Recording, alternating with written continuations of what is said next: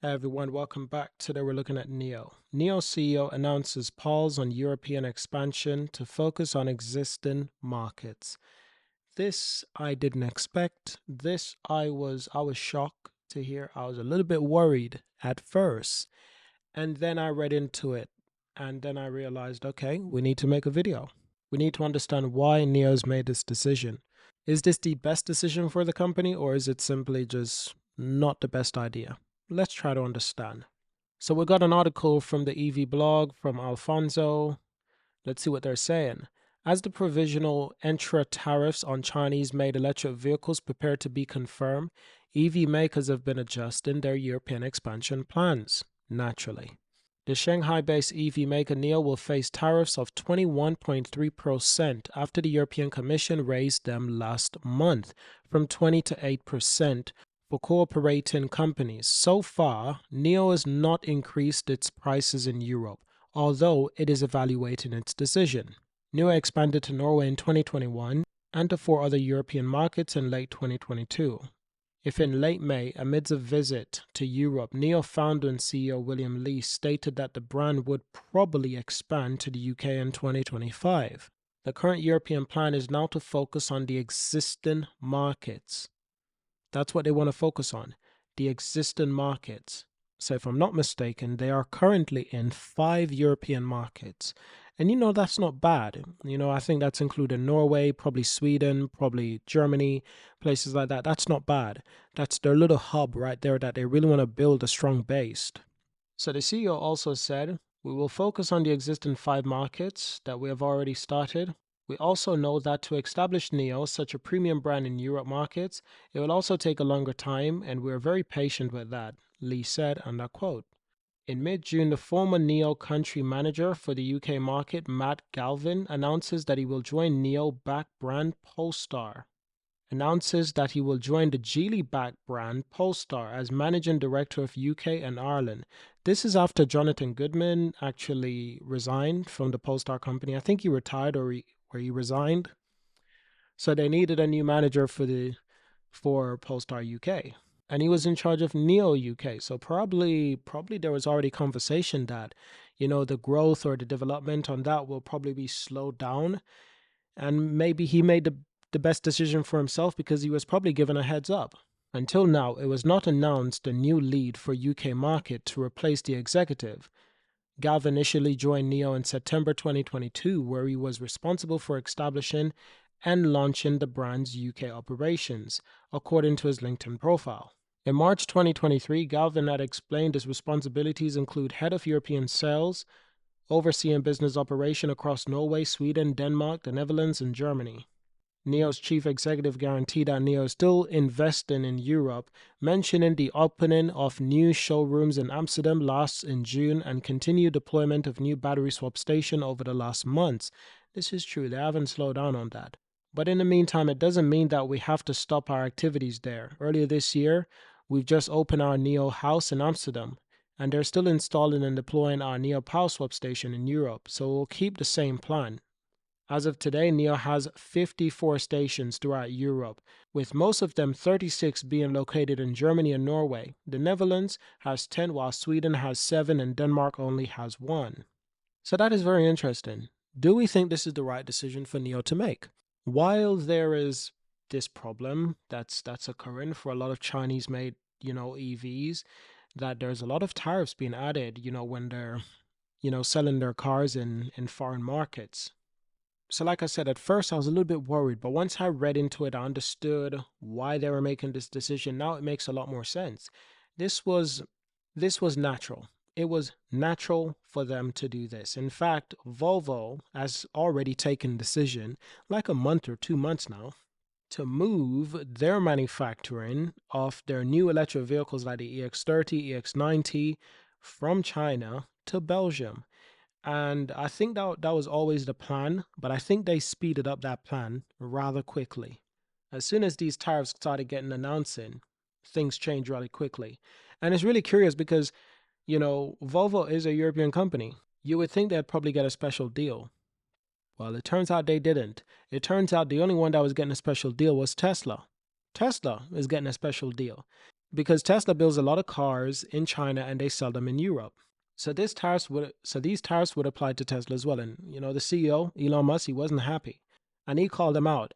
And they quickly responded and be like, well, we're gonna have to look at a special circumstances in the case for Tesla. Tesla is an American brand. It's a brand that's based in the US. It's a USA company. And yet they're being given preferential treatment and Volvo isn't, Polestar isn't, and they're European companies.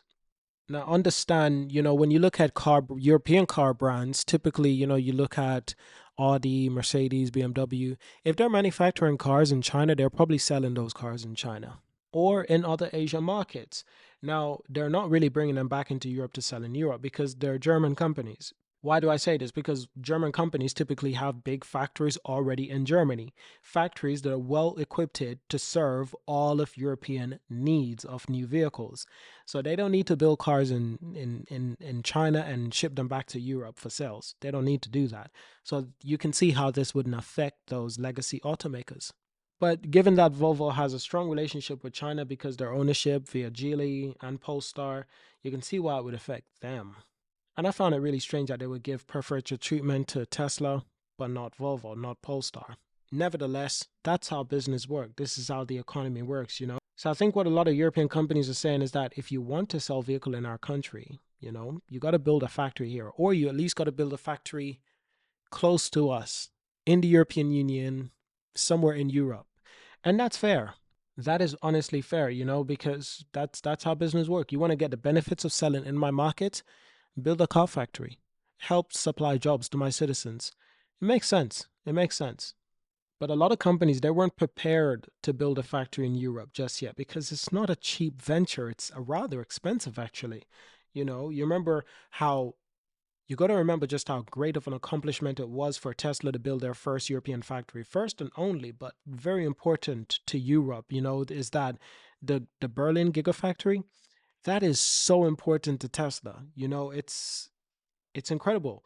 But the fact that Tesla builds cars in China and sells them in Europe kind of tells you that the factory in Germany is not enough to supply the entirety of Europe requirement. And if Tesla demands are growing, this problem will only be prolonged. So Tesla gets a special deal or they build another factory in Europe. And building another factory in Europe is probably not in their game plan right now. I think they wanted to focus on building that factory in Mexico, while I think that factory is ironically on pause. But seriously, what do we think about this? Is it the best decision for NIO? Something else that we must look at as well. I got about 7 NIO shares, not worth much, but I wanted to get my hands into this company. In the last month, it's been reacting quite nicely, and it's good to see because now it's on the up. It's literally on the up, 45% in the last month. You know, Given that it's such a small company in terms of its market cap, it's not really surprising that it can rise by this much. But nevertheless, it was good to see because people were starting to have doubts. People were starting to have strong, feelings about this. And I always try to reiterate to people that, listen, this company is undervalued. Even now, it is undervalued. Even at $25 billion in market cap, it will still be undervalued. So even at $10, it will still be undervalued. Now, that's not financial advice, that's just my personal opinion. But if you look at the stock where it's been in the last year, similar to Polestar, it's just been on a cliff edge. It's just been diving straight down. But recently, NIO and Polestar, both of them has been recovering gradually. And it's good to see. Mostly NIO so far, but it's still good to see. So we're on the up. Question is, have we found the bottom? $3.70. Is that the lowest it will go? I would hope so because of how the market works, you know, when the stock price is cheap, people feel more negative than positive. I feel positive because I like to buy cheap shares, especially of a company that I think is very valuable. But for the everyday average person, they don't like it when the stock market is down. They think it's a bad thing, but I don't know why, because if you go to the market and try to buy some food, aren't you going to be happy if it's more affordable? Aren't you going to be happy if it's more cheap? Still healthy food, but cheaper. It's the same thing with the stock market. If you're happy if you're only happy when the price goes up, well, you got a lot of learning to do. I'm happy when it goes down too. Something else that we do want to talk about as well. JU launches the '07 model, prepares to join NIO's battery swap alliance. NIO has a battery swap alliance. These are companies that are coming to NIO and saying, we would like to use your technology, implement your technology into our car so that our car could use your swap stations or a third party swap stations. I'm telling you, this is big because instead of people developing their own technology, they're coming to NIO. So NIO is the expert, and they've got a lot of people coming to NIO for help.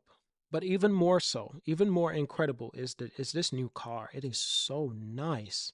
I mean, damn, it is beautiful. Damn beautiful. This is what I saw. This is all I saw, and it just says the CEO, he wants to join the Neo Swap Alliance. And I was like, wait, what car is that? I was like, is that a Neo? Is it a Polestar 5? Is it a Porsche Taycan? What is it? I was like, wow, that's a little bit of everything in there all in one. And I was like, damn, that looks amazing. I wasn't wrong. This car does look amazing. And in general, this company does build rather beautiful cars. At least the concepts that I've seen, they're quite nice. They're beautiful cars. So I'd love to see NIO continue to expand their partnership and alliances with various brands. I would love to see that. JU, the joint venture between Beidou and Geely. Who knew? I didn't know that was a joint venture between. So Geely owns some of this company. That's incredible. You see how big Geely is? Honestly, I keep on telling people. Officially launched with new electric sedan JU07.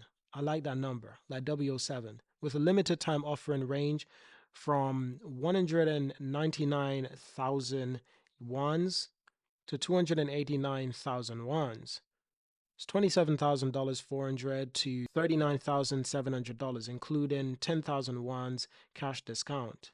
The launch event attend were Robin Li, Chairman and CEO of Beidou, Robin Zhang, Chairman and CEO of CATL, and William Li, Chairman and CEO of NIO.